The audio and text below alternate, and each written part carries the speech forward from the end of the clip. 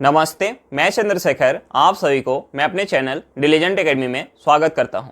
हम लोग बिहार एसएससी के लिए एक मैथ का सीरीज स्टार्ट किए थे, जिसमें हम लोग प्रत्येक दिन बिहार एसएससी में आए हुए मैथ का प्रीवियस ईयर क्वेश्चन और उस पर आधारित मैथ का क्वेश्चन कर रहे हैं। चलिए आज उस सीरीज में हम लोग आगे की तरफ चलते हैं। इससे पहले अगर आप मेरे चैनल पर नए हो तो चैनल को सब्सक्राइब कर ले और बेल आइकन को प्रेस करना बिल्कुल ना भूले, ताकि आपको सबसे पहले लेटेस्ट नोटिफिकेशन मिलता रहे। चलिए अब हम लोग क्वेश्चन की तरफ चलते हैं। देखिए हमारा क्वेश्चन क्या दिया हुआ है। हमारा क्वेश्चन है उस समलंब चतुर्भुज का क्षेत्रफल कितना होगा जिनकी समानांतर भुजाएं 25 सेंटीमीटर और 19 सेंटीमीटर लंबी है और उनके बीच की दूरी 15 सेंटीमीटर है। देखिए हमसे क्वेश्चन में पूछ क्या रहा है, हमसे पूछ रहा है समलंब चतुर्भुज का क्षेत्रफल पूछ रहा है। तो देखिए समलंब चतुर्भुज के क्षेत्रफल का फॉर्मूला क्या होता है। समलंब चतुर्भुज के क्षेत्रफल का फॉर्मूला होता है 1/2 गुने हाइट गुने समानांतर भुजाओं का योग।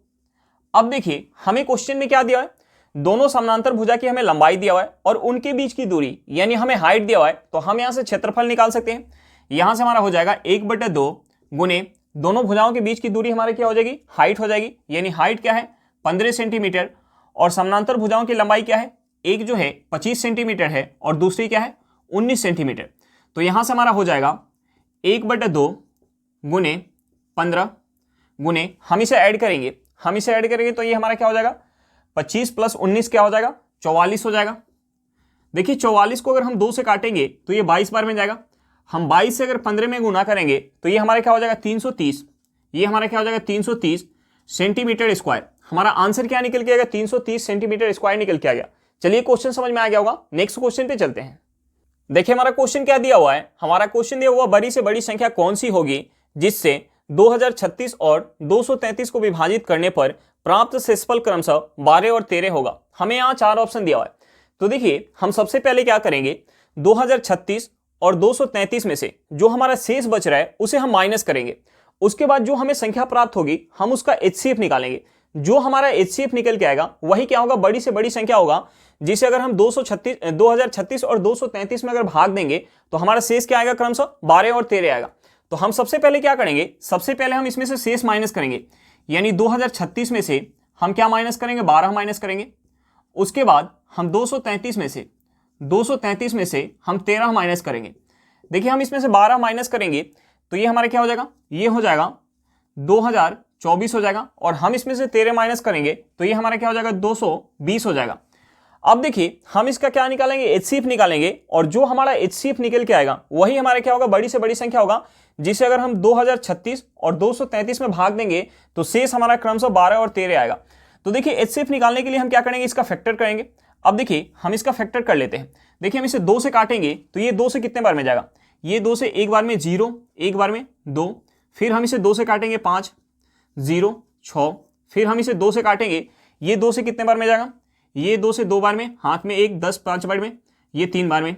उसके बाद हम इसे 11 से काट सकते हैं। हम इसे 11 से काटेंगे, ये 11 से 2 बार में जाएगा, हाथ में 3, 33, 3 बार में जाएगा। अब देखिए हम इसे काट लेते हैं। हम इसे अगर 2 से काटेंगे, इसे 2 से काटेंगे तो ये कितने बार में जाएगा, ये 2 से चला जाएगा 110 बार में। फिर हम इसे 2 से काटेंगे तो ये 2 से कितने बार में चला जाएगा, ये 2 से चला जाएगा 55 बार में। हम इसे 5 से काटेंगे तो ये कितने बार में जाएगा, 11 बार में। अब देखिए इन दोनों का हमारा फैक्टर निकल के आ गया। इन दोनों में बड़ा से बड़ा हमारा कॉमन क्या हो सकता है। देखिए इसमें हमारा 1 2 है, इसमें भी हमारा 1 2 है, इसमें हमारा एक और 2 है और इसमें भी हमारा एक और 2 है। अब देखिए इसमें हमारा 5 है, लेकिन इसमें हमारा 5 कहीं भी नहीं है। इसमें 11 है और इसमें भी हमारा 11 है। यानी इन दोनों में से हमारा कॉमन क्या हो जाएगा, इन दोनों में से हमारा कॉमन हो जाएगा 2 गुने 11 कॉमन हो जाएगा। यानी हमारा एचसीएफ यही हो जाएगा। हमारा यहाँ से एचसीएफ क्या निकल के आ जाएगा, हमारा जो है एचसीएफ निकल के आ जाएगा, एचसीएफ क्या निकल के आ जाएगा 44 निकल के आ जाएगा। यानी सबसे बड़ी सी बड़ी संख्या कौन सी होगी, 44 होगी, जिसे अगर हम 2036 और 233 में अगर भाग देंगे तो शेष क्रमशः हमारा 12 और 13 बचेगा। हमारा आंसर क्या निकल के आ गया, 44 निकल के आ गया। चलिए क्वेश्चन समझ में आ गया होगा। नेक्स्ट क्वेश्चन पे चलते हैं। देखिए हमारा क्वेश्चन क्या दिया हुआ है। हमारा क्वेश्चन है एक सप्ताह में चाय के एक बैग का वजन 350 KG, 280 KG, 340 KG, 270 KG, 360 KG, 310 KG, 300 KG था। प्रांश ज्ञात कीजिए। हमें क्या निकालना है, रेंज निकालना है। अब देखिए रेंज निकालने का हमारा फॉर्मूला क्या होता है, प्रांश निकालने का फॉर्मूला होता है अधिकतम मान अधिकतम मान माइनस न्यूनतम मान, अधिकतम मान माइनस न्यूनतम मान। अब देखिए यहां से हम एक सप्ताह का अगर प्रास निकालना है तो हम एक सप्ताह के अधिकतम मान में से अगर न्यूनतम मान को माइनस करेंगे तो हमारा एक सप्ताह का प्रास निकल के आ जाएगा। देखिए अधिकतम मान क्या है, यहां हमारा अधिकतम मान है 360 केजी। अधिकतम मान क्या है 360 केजी है। और न्यूनतम मान क्या है, यहां हमारा न्यूनतम मान है 270 केजी। न्यूनतम मान क्या है 270 केजी। तो देखिए 360 में से अगर 270 माइनस करेंगे तो हमारा क्या निकल के आ जाएगा 90 निकल के आ जाएगा। यानी एक सप्ताह का हमारा प्रास यानी रेंज क्या निकल के आ गया 90 केजी निकल के आ गया। चलिए क्वेश्चन समझ में आ गया होगा, नेक्स्ट क्वेश्चन पे चलते हैं। देखिए हमारा क्वेश्चन क्या दिया हुआ है, हमारा क्वेश्चन दिया है ए एक वस्तु को 12% लाभ पर बी को बेचता है, बी इसे 9% हानि पर सी को बेचता है। यदि सी इसके लिए 15,288 रुपए का भुगतान करता है तो ए द्वारा इस वस्तु को किस मूल्य पर खरीदा गया था। हमें क्या निकालना है, ए का लागत मूल्य निकालना है। तो हम ए का लागत मूल्य कुछ मान लेते हैं। देखिए हमने मान लिया कि ए का लागत मूल्य 100 रुपया है। तो हमें क्वेश्चन में दिया कि ए जो है एक वस्तु को 12% लाभ पर बी को बेचता है, यानी बी का भुगतान राशि क्या हो जाएगा, इसका 112% हो जाएगा। अब देखिए हमें क्वेश्चन में आगे क्या दिया है, हमें क्वेश्चन में आगे दिया है कि बी इसे 9% हानि पर सी को बेचता है, यानी सी का भुगतान राशि क्या हो जाएगा, इसका जो है 91% हो जाएगा। और सी का भुगतान राशि हमें क्वेश्चन में क्या दिया हुआ है 15,288 रुपया दिया हुआ है। अब देखिए यहां से हमें इस इक्वेशन से x का वैल्यू निकाल सकते हैं। देखिए अगर हम इसे 13 से काटेंगे तो ये 13 से 7 बार में जाएगा, ये 13 से 7 बार में जाएगा। और ये 13 से हमारा कितने बार में चला जाएगा, ये 13 से एक बार में, हाथ में क्या आ जाएगा 2 22, 22 13 से एक बार में, हाथ में क्या आ जाएगा, हाथ में आ जाएगा 9, ये हो जाएगा 98, 13 91, हाथ में क्या आ जाएगा, हाथ में एक जाएगा 7 78, 13 6 78। अब देखिए हम इसे अगर 7 से एक बार और काटेंगे तो ये 7 से एक बार में जाएगा, हाथ में 4 47, 7 से 6 बार में जाएगा, हाथ में क्या आ जाएगा, हाथ में आ जाएगा 5 56, 7 से कितने बार में जाएगा 8 बार में। अब देखिए 112 और 168, 112 56 से कितने बार में जाएगा 2 बार में, 112 जो है 56 से 2 बार में जाएगा, और 168 56 से कितने बार में जाएगा 3 बार में जाएगा। अब देखिए हम इस 2 से अगर 100 को काटेंगे तो ये कितने बार में जाएगा 50 बार में। हम यहां से क्रॉस गुना कर लेते हैं, यहां से हमारा x इक्वल टू क्या हो जाएगा 3 गुने 50 गुने क्या हो जाएगा 100 हो जाएगा। हम यहाँ गुना करेंगे तो ये हमारा क्या हो जाएगा, ये हमारा हो जाएगा 15,000, गुना करने पे हमारा क्या हो जाएगा 15,000 रुपया। यानी x इक्वल टू क्या निकल के गया 15,000 रुपया, और x हमने क्या मान के रखा था a का लागत मूल्य, यानी a का लागत मूल्य क्या होगा उस वस्तु के लिए 15,000 रुपया होगा। चलिए क्वेश्चन समझ में आ गया होगा, नेक्स्ट क्वेश्चन पे चलते हैं। देखिए हमारा क्वेश्चन क्या दिया हुआ है, हमारा क्वेश्चन है कोई निश्चित राशि साधारण ब्याज की निश्चित दर पर 2 वर्ष में 1102 रुपया और 5 वर्ष में 1600 रुपया हो जाती है, मूल राशि ज्ञात करें। हमें क्या निकालना है, प्रिंसिपल निकालना है। अब देखिए हमें क्वेश्चन में क्या दिया हुआ है, हमें क्वेश्चन में 2 वर्ष बाद का, हमें क्वेश्चन में 2 वर्ष बाद का हमें अमाउंट दिया है। 2 वर्ष बाद का हमें अमाउंट कितना दिया हुआ है 1102 रुपया। और हमें क्वेश्चन में क्या दिया हुआ है 5 वर्ष बाद का हमें अमाउंट दिया है। 5 वर्ष बाद का हमें अमाउंट कितना दिया हुआ है, 5 वर्ष बाद का हमें अमाउंट दिया हुआ है 1600 रुपया। अब देखिए यहां जो ब्याज काउंट हो रहा है साधारण ब्याज की दर से ब्याज काउंट हो रहा है। साधारण ब्याज में क्या होता है प्रत्येक साल हमें ब्याज क्या मिलता है, बराबर मिलता है। अब देखिए यहां जो है अगर हम वर्ष का अंतर देखेंगे, ये हमारा 2 वर्ष बाद का हमारा अमाउंट है और ये जो है 5 वर्ष बाद का अमाउंट है।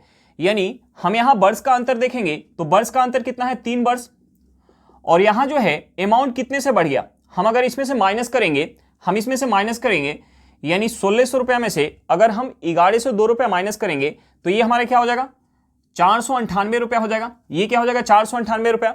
यानी 3 वर्ष में 498 रुपये का ब्याज मिल रहा है, 3 वर्ष में 498 रुपये का ब्याज मिल रहा है। और साधारण ब्याज में हमें प्रत्येक साल ब्याज क्या मिलता है, बराबर मिलता है। यानी 3 वर्ष में कितने का ब्याज मिल रहा है 498 रुपये का ब्याज मिल रहा है। तो 1 वर्ष में कितने का ब्याज मिलेगा, 1 वर्ष में कितने का ब्याज मिलेगा, हम इसमें 3 से भाग देंगे, ये 3 से एक बार में जाएगा, हाथ में 1 19, 6 बार में जाएगा, हाथ में 1 18, 6 बार में जाएगा। यानी 1 वर्ष का हमारा ब्याज क्या निकल के आ गया 166 रुपया निकल के आ गया। तो हम यहां से 2 वर्ष का ब्याज निकाल सकते हैं। 2 वर्ष का हम यहां से ब्याज निकालेंगे तो 2 वर्ष का ब्याज क्या हो जाएगा, हम इसमें 2 से गुणा करेंगे, 12, हाथ में 1 12 1 13, हाथ में 1 2 1 3, यानी 2 वर्ष का ब्याज क्या हो जाएगा 332 रुपया हो जाएगा। अब देखिए 2 वर्ष बाद का हमारा अमाउंट दिया हुआ है, 2 वर्ष बाद का हमारा अमाउंट दिया हुआ है, तो हम इस अमाउंट में से हम इस अमाउंट में से अगर 2 वर्ष का ब्याज माइनस कर ले, यानी 2 वर्ष का ब्याज कितना है 332 रुपया, हम 332 रुपया इसमें से माइनस कर लें तो हमारा क्या निकल के आ जाएगा, प्रिंसिपल निकल के आ जाएगा। अब देखिए हम इसमें से अगर 332 रुपया माइनस करेंगे, हम इसमें से अगर 300 माइनस कर लेंगे, 300 माइनस करेंगे तो ये हमारा क्या हो जाएगा, ये हमारा हो जाएगा 802 रुपया हो जाएगा। 802 में से अगर 32 माइनस करेंगे तो ये हमारा क्या हो जाएगा, ये हमारा हो जाएगा 770 रुपया। ये क्या हो जाएगा 770 रुपया, यानी हमारा प्रिंसिपल क्या निकल के आ गया, प्रिंसिपल निकल के आ गया 770 रुपया। चलिए क्वेश्चन समझ में आ गया होगा, नेक्स्ट क्वेश्चन पे चलते हैं। देखिए हमारा क्वेश्चन क्या दिया हुआ है, हमारा क्वेश्चन दिया 11, 10, 12, 13, 15, x और 17 का माध्य 15 है, x का मान ज्ञात करें। हमें क्या निकालना है, x का मान निकालना है। अब देखिए हमें माध्य क्या दिया हुआ है, 15 दिया हुआ है। तो देखिए हम माध्य कैसे निकालते हैं, आंकड़ों का हम माध्य कैसे निकालते हैं। माध्य निकालने के लिए हम आंकड़ों का योग करते हैं और उनकी संख्या से भाग देते हैं, तो हमारा क्या निकल के आता है, माध्य निकल के आता है। अब देखिए हमें क्वेश्चन में माध्य क्या दिया है, हमें क्वेश्चन में माध्य दिया है 15, यानी हम माध्य में क्या करते हैं, सभी आंकड़ों को बराबर करते हैं। और हमें आंकड़ा क्या दिया है, 11, 10, 12, 13, 15, x और 17 दिया हुआ है। अब देखिए 11 जो है माध्य से कितना कम है, 4 कम है। 10 जो है माध्य से कितना कम है, 5 कम है। 12 जो है माध्य से कितना कम है, 3 कम है। 13 जो है माध्य से कितना कम है, 2 कम है। और 15 जो है माध्य से, यानी ये बराबर है, यानी ये 0 कम है। हमें x निकालना है। और 17 जो है माध्य से कितना ज़्यादा है, 17 जो है माध्य से 2 ज़्यादा है, यानी ये प्लस का 2 और माइनस का 2 हमारा कट जाएगा। अब देखिए यहाँ जो है, यहाँ हमारा क्या निकल के आया, यहाँ हमारा क्या निकल के आया, माइनस का 12 निकल के आया, यानी इन लोगों ने 12 कम लेके आया है। यानी x को आंकड़ा जो है, x को जो है आंकड़ा में 12 ज़्यादा लेके आना पड़ेगा, तभी जाके माध्य क्या होगा, 15 होगा। यानी x को अपने लिए माध्य 15 करने के लिए 15 तो लेके आना ही पड़ेगा, लेकिन इन लोगों के लिए, इन लोगों ने 12 कम लेके आया है, इन लोगों के लिए भी 12 लेके आना पड़ेगा। यानी x कितना होगा, 15 प्लस का 12, यानी ये हमारा क्या हो जाएगा, 27 हो जाएगा। हमारा आंसर क्या निकल के आ गया, 27 निकल के आ गया। चलिए क्वेश्चन समझ में आ गया होगा, नेक्स्ट क्वेश्चन पे चलते हैं। देखिए हमारा क्वेश्चन क्या दिया हुआ है, हमारा क्वेश्चन है एक निश्चित कार्य को करने के लिए ए और बी की दक्षता का अनुपात 5:11 है। वे दोनों साथ साथ काम करते हुए इस कार्य को 27 से 1/2 दिनों में कर सकते हैं। ए और बी 20 दिनों तक साथ साथ काम करते हैं। सी बचे हुए कार्य को अकेले 18 दिनों में पूरा करता है। सी अकेले इस मूल्य कार्य का 75% कितने दिनों में कर सकता है। तो देखिए हमें सबसे पहले क्या निकालना पड़ेगा, मूल्य कार्य निकालना पड़ेगा, और हमें क्या निकालना पड़ेगा, सी का इफिशियंसी निकालना पड़ेगा। अब देखिए हमें क्वेश्चन में क्या दिया है, हमें क्वेश्चन में ए और बी का इफिशियंसी का रेशियो दिया है। हमें क्वेश्चन में ए और बी के इफिशियंसी का रेशियो दिया है। ए और बी का हमें इफिशियंसी का रेशियो क्या दिया हुआ है, 5:11 दिया हुआ है। अब देखिए हम यहाँ से ए प्लस बी का इफिशियंसी का रेशियो निकाल सकते हैं। ए प्लस बी का इफिशियंसी का रेशियो निकाल सकते हैं। देखिए ए का इफिशियंसी अगर 5 यूनिट है तो बी का इफिशियंसी कितना है, 11 यूनिट, यानी ए प्लस बी का इफिशियंसी कितना हो जाएगा, 16 यूनिट हो जाएगा। अब देखिए हमें क्वेश्चन में क्या दिया हुआ है, हमें क्वेश्चन में आगे दिया हुआ है कि दोनों साथ साथ मिलकर अगर काम कर रहे हैं तो 27 से 1/2 दिन का समय लग रहा है, और दोनों का इफिशियंसी क्या निकल के आया, 16 यूनिट निकल के आया। तो देखिए अगर हम इनके इफिशियंसी से इनके द्वारा लिए गए समय में गुना करेंगे तो हमारा क्या निकल के आ जाएगा, टोटल वर्क निकल के आ जाएगा। यहां से हमारा टोटल वर्क क्या हो जाएगा, दोनों का इफिशियंसी क्या है, 16 यूनिट, और दोनों मिलकर जब काम कर रहे हैं तो कितना समय ले रहा है, 27 से 1/2 दिन का समय ले रहा है। तो देखिए 27 से 1/2 को हम क्या लिख सकते हैं, हम इसे लिख सकते हैं 55/2 दिन। हम इसमें गुना करेंगे तो हमारा टोटल वर्क निकल के आ जाएगा। हम इसे अगर काट लेंगे तो ये 2 से कितने बार में जाएगा, 8 बार में जाएगा। हम 8 से इसमें गुना करेंगे तो ये हमारा क्या हो जाएगा, ये हो जाएगा 440 यूनिट हो जाएगा। ये हमारा क्या हो जाएगा, 440 यूनिट। अब देखिए हमें क्वेश्चन में आगे क्या दिया है, हमें क्वेश्चन में आगे दिया है कि ए और बी 20 दिनों तक साथ साथ काम करें। ए प्लस बी जो है, ए प्लस बी साथ में मिलके 20 दिन काम करें, साथ में मिलके 20 दिन काम करें। अब देखिए ए प्लस बी एक दिन में कितना काम करें, 16 यूनिट, तो 20 दिन में कितना काम करेंगे, 16 गुने 20 यूनिट काम करेंगे, यानी ये हमारा क्या निकल के आ जाएगा, 320 यूनिट निकल के आ जाएगा। अब देखिए टोटल काम कितना है, 440 यूनिट, जिसमें से ए और बी मिलके 320 यूनिट काम कर दिए, यानी शेष काम कितना बच गया, शेष काम कितना बच गया। हम इस 440 में से हम माइनस करेंगे, 440 में से हम माइनस करेंगे 320, ये हमारा क्या निकल के आ जाएगा, 120 निकल के आ जाएगा। अब देखिए हमें क्वेश्चन में आगे दिया हुआ है कि सी बचे हुए कार्य को अकेले 18 दिनों में पूरा कर रहा है, यानी सी जो है 120 यूनिट काम को 18 दिन में करें, 18 दिन में 120 यूनिट काम कर रहे हैं, 18 दिन में 120 यूनिट काम कर रहे हैं, तो एक दिन में कितना काम कर रहा होगा? एक दिन में कितना काम कर रहा होगा? 120 बटा 18 यूनिट काम कर रहा होगा। अब देखिए यहां से हमारा सी का एफिशिएंसी क्या निकल के आ गया? 120 बटा 18 निकल के आ गया। अब देखिए हमें क्वेश्चन में आगे पूछ क्या रहे हैं हमसे कि सी अकेले इस मूल्य काम का अगर 75% काम करे तो कितना समय लगेगा। देखिए मूल्य काम हमारा क्या है? 440 यूनिट, यानी इस 440 का अगर 75% काम अगर सी अकेले करेगा तो सी का इफिशियंसी क्या है? 120 बटा 18 है, यानी इस इफिशियंसी के साथ अगर इसका 75% काम करेगा तो कितना समय लगेगा, हमसे यही पूछ रहा है। तो देखिए यहां से हमारा, हम इसे अगर 25 से काटेंगे तो ये 25 से 3 बार में, ये 25 से 4 बार में, ये 4 से कितने बार में जाएगा? 110 बार में। उसके बाद हम यहां से इसे लिख सकते हैं, ये हो जाएगा 110 गुने 3, 18 हमारा ऊपर चला जाएगा, बटा क्या हो जाएगा? 120 हो जाएगा। यहां से हमारा 0 से 0 कट जाएगा। हम इस 3 से अगर 12 को काटेंगे तो ये 4 बार में जाएगा। हम इसे अगर 2 से काट ले तो ये 2 से 9 बार में, और ये 2 से 2 बार में जाएगा। यहां से हमारा क्या निकल के आ गया? 99 बटा 2 दिन। हम इसे क्या लिख सकते हैं? हम इसे लिख सकते हैं 49 सही 1 बटा 2 दिन, यानी सी जो है उस काम के 75% काम को कितना समय में कर सकता है? 49 सही 1 बटा 2 दिन में कर सकता है। हमारा आंसर क्या निकल के आ गया? 49 सही 1 बटा 2 दिन। चलिए क्वेश्चन समझ में आ गया होगा, नेक्स्ट क्वेश्चन पे चलते हैं। देखिए हमारा क्वेश्चन क्या दिया हुआ है। हमारा क्वेश्चन है किसी त्रिभुज के आधार में 30% की वृद्धि होती है, इसकी ऊंचाई में कितने प्रतिशत की वृद्धि की जाए ताकि क्षेत्रफल में 50% की वृद्धि हो। तो देखिए त्रिभुज के क्षेत्रफल का फॉर्मूला क्या होता है? त्रिभुज के क्षेत्रफल का फॉर्मूला होता है 1/2 गुने आधार गुने ऊंचाई। अब देखिए 1/2 का जो वैल्यू है वो हमारा क्या है? कांस्टेंट है, यानी हमें क्या चीज से मतलब है? केवल आधार और ऊंचाई से मतलब है। अब देखिए हमें क्वेश्चन में क्या दिया हुआ है कि अगर आधार में अगर 30% की वृद्धि की जाए तो ऊंचाई में हम कितना प्रतिशत का वृद्धि करें ताकि क्षेत्रफल में 50% का वृद्धि हो जाए। तो देखिए हम इसे सक्सेसिव लगा के भी बना सकते हैं और आधार और ऊंचाई का हम कुछ वैल्यू मान के भी बना सकते हैं। तो देखिए हम यहां सक्सेसिव लगा लेते हैं। देखिए हम यहां सक्सेसिव लगाएंगे इन दोनों के बीच, तो ये हमारा क्या हो जाएगा? 30 प्लस x प्लस हमारा क्या हो जाएगा? 30 गुने x बटा क्या हो जाएगा? 100। यहां से हमारा क्या निकल के आएगा? यहां से जो निकल के आएगा वो 50% के बराबर होगा।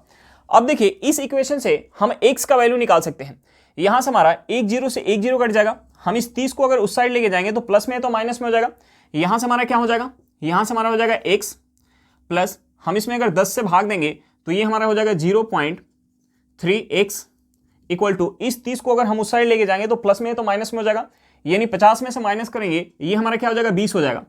अब देखिए हम यहां से इसे ऐड करेंगे तो ये हमारा हो जाएगा 1.3x इक्वल टू हो जाएगा 20। अब देखिए इस पॉइंट को अगर हम हटाएंगे तो 1 0 इस साइड चले आएगा। अब देखिए यहां से हम x का वैल्यू निकाल सकते हैं। यहां से हमारा x इक्वल टू क्या हो जाएगा? x इक्वल टू हो जाएगा 200 बटा 13%। अब देखिए हम इसमें अगर 13 से भाग देंगे तो ये 13 से एक बार में जाएगा, हाथ में क्या जाएगा? 7, यानी ये हो जाएगा 70। 13 से कितने बार में जाएगा? 5 बार में। 13 5 65, हाथ में 5 पॉइंट लगाएंगे, 50 हो जाएगा। 50 जो है 13 से कितने बार में जाएगा? 13 चौको 52, यानी 3 बार में जाएगा, हाथ में 11।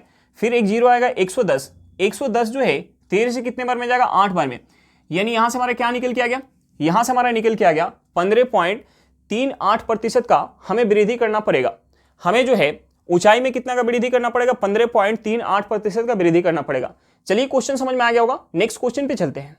देखिए हमारा क्वेश्चन क्या दिया हुआ है। हमारा क्वेश्चन है यदि राम, रमन और रोहन की औसत आयु 23 वर्ष है और रमन और रोहन की औसत आयु 27 वर्ष है तो 5 वर्ष पहले राम की आयु ज्ञात कीजिए। हमें क्या निकालना है? 5 वर्ष पहले राम की आयु निकालना है।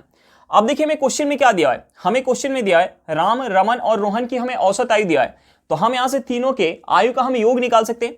यानी हम यहां से राम प्लस रमन प्लस रोहन कि हम आयु का योग निकाल सकते हैं। आयु का योग क्या हो जाएगा? अगर हम इस औसत में 3 से गुना कर देंगे तो हमारा क्या निकल के आ जाएगा? योग निकल के आ जाएगा। यानी अगर हम 23 में 3 से गुना करेंगे तो ये हमारा क्या हो जाएगा? 69 वर्ष हो जाएगा। यानी तीनों के आयु का योग क्या निकल के आ गया? 69 वर्ष निकल के आ गया। अब देखिए हमें क्वेश्चन में आगे क्या दिया हुआ है? हमें क्वेश्चन में आगे दिया हुआ है रमन और रोहन की औसत आयु हमें दिया हुआ है, तो हम यहाँ से रमन और रोहन की आयु का हम योग निकाल सकते हैं। हम यहाँ से रमन और रोहन की हम आयु का योग निकाल सकते हैं। रमन और रोहन की आयु का योग क्या हो जाएगा, अगर हम इस औसत में 2 से गुना करेंगे तो हमारा योग निकल के आ जाएगा, यानी 27 में 2 से गुना करेंगे, ये हमारा क्या हो जाएगा 54 वर्ष हो जाएगा। अब देखिए इन तीनों के आयु के योग में से अगर हम इन दोनों के आयु का योग माइनस करेंगे तो यहां से हमारा क्या निकल के आ जाएगा, राम का आयु निकल के आ जाएगा। यहां से हमारा राम का आयु क्या हो जाएगा, अगर हम इस 69 में से 54 माइनस करेंगे तो ये हमारा क्या हो जाएगा 15 वर्ष हो जाएगा। यानी वर्तमान में राम का आयु क्या निकल के आ गया, 15 वर्ष निकल के आ गया। तो हमसे पूछ क्या रहा है 5 वर्ष पहले, यानी 5 वर्ष पहले क्या हो जाएगा, 5 वर्ष पहले क्या हो जाएगा, 5 वर्ष पहले हो जाएगा। हम इस 15 में से 5 माइनस करेंगे, यहां से हमारा क्या निकल के आ जाएगा 10 वर्ष, यानी हमारा आंसर क्या निकल के आ गया 10 वर्ष निकल के आ गया। चलिए क्वेश्चन समझ में आ गया होगा, नेक्स्ट क्वेश्चन पे चलते हैं। देखिए हमारा क्वेश्चन क्या दिया हुआ है, हमारा क्वेश्चन दिया एक छात्र ने एक संख्या का गुना 7/6 के बजाय 6/7 से कर दिया। इस गणना में प्रतिशत त्रुटि कितनी होगी, हमें क्या निकालना, प्रतिशत त्रुटि निकालना है। तो देखिए हम इसके लिए संख्या को कुछ मान लेते हैं। अब देखिए हम संख्या क्या माने ताकि हमारा क्वेश्चन जो है आसानी से बन जाए। तो इसके लिए हम 6 और 7 का हम एलसीएम ले लेते हैं। 6 और 7 का जो हमारा एलसीएम आएगा वही हम संख्या को मान लेते हैं। तो देखिए 6 और 7 का एलसीएम क्या हो जाएगा 42, यानी हम संख्या को 42 मान लेते हैं, हम संख्या को 42 मान लेते हैं। अब देखिए इस 42 में अगर हम गुना करेंगे 7/6 से तो हमारा क्या निकल के आ जाएगा, ये 6 से कितने बार में जाएगा 7 बार में, 7 से 7 गुना करेंगे, ये हमारा क्या हो जाएगा 49 हो जाएगा। अब देखिए इस 42 में अगर हम गुना करेंगे 6/7 से तो 7 से 42 कितने बार में जाएगा 6 बार में, 6 में 6 से गुना करेंगे, ये हमारा क्या हो जाएगा 36 हो जाएगा। यानी 7/6 के बजाय अगर 6/7 से गुना कर दिया गया तो कितने का त्रुटि आ गया, आना चाहिए था 49 लेकिन आया कितना 36 आया, यानी त्रुटि कितने का हो गया। हम इसमें से अगर माइनस करेंगे तो ये हमारा क्या हो जाएगा 13 का त्रुटि आ गया, कितने पे 49 पे, गुने हम 100 करेंगे तो यहां से हमारा परसेंटेज निकल के आ जाएगा, यहां से हमारा क्या हो जाएगा 1300/49% हो जाएगा। हम इसे अगर पॉइंट में चेंज करेंगे, तो ये हमारा हो जाएगा 26.53% हो जाएगा। यानी ऑप्शन बी हमारा सही आंसर निकल के आ गया, ऑप्शन बी हमारा क्या हो जाएगा सही आंसर हो जाएगा। चलिए क्वेश्चन समझ में आ गया होगा। आज के लिए इतना ही, फिर मिलते हैं नेक्स्ट क्लास में। अगर क्लास अच्छा लगे तो क्लास को लाइक करिएगा, अगर आप मेरे चैनल पर नए हो तो चैनल को सब्सक्राइब करिएगा और क्लास को अपने दोस्तों के साथ शेयर करना बिल्कुल मत भूलिएगा। चलिए बाय बाय।